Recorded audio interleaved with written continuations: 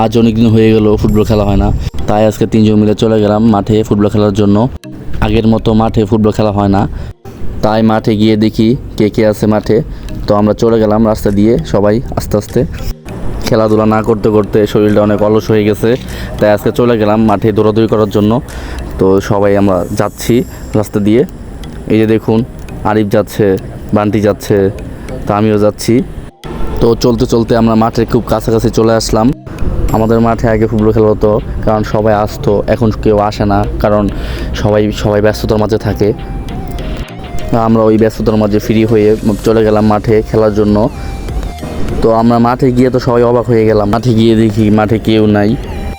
তো আমাদের মাঠটা অনেক বড়, তো আমাদের মাঠে আগের মতো কোনো পোলাপান হয় না, তাও খেলাধুলাও হয় না। তাই আমরা ওয়েট করতে থাকলাম সবাই আসার জন্য, দেখি কারা কারা আসে। তো আমরা মাঠে গিয়ে সবাই গল্প টল্প করলাম, হাসাহাসি করলাম। তো অপেক্ষা করতে থাকি যে কখন পোলাপান আসবে, সবাই ফুটবল খেলবো।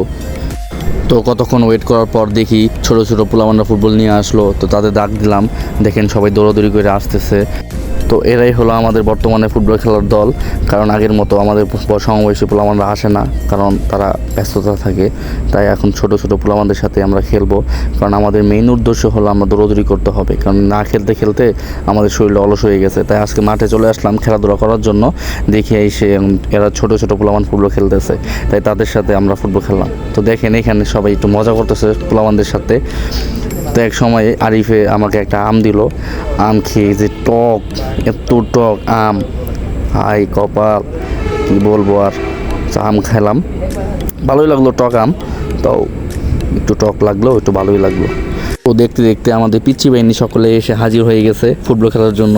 তো তাদের সাথে আমরা আজকে ফুটবল খেলবো। তো আমাদের বান্টি নেইমানের মতো একটি স্কিল দেখাতে চাইছিল যে ফুটবল মাথায় নিয়ে রাখার জন্য, কিন্তু সে পারলো না। তো দেখতে দেখতে আমাদের মাঠে সকল পিচ্চি বাহিনী এসে হাজির হয়ে এলো। এখন আমরা ফুটবল দল বাঁধবো এবং খেলা শুরু করব। তো এখন আমাদের দল বাঁধা শুরু হয়ে গেল, দল বাঁধতেছে। আমি এখানে একটা ভিডিও করলাম। তো এখন খেলা শুরু হয়ে যাবে। তো এই যে সিফাত এখানে সেন্টার করে খেলা শুরু করলো। তো এখন আমিও খেলবো। তো গাইজ খেলা শেষে দেখা হবে।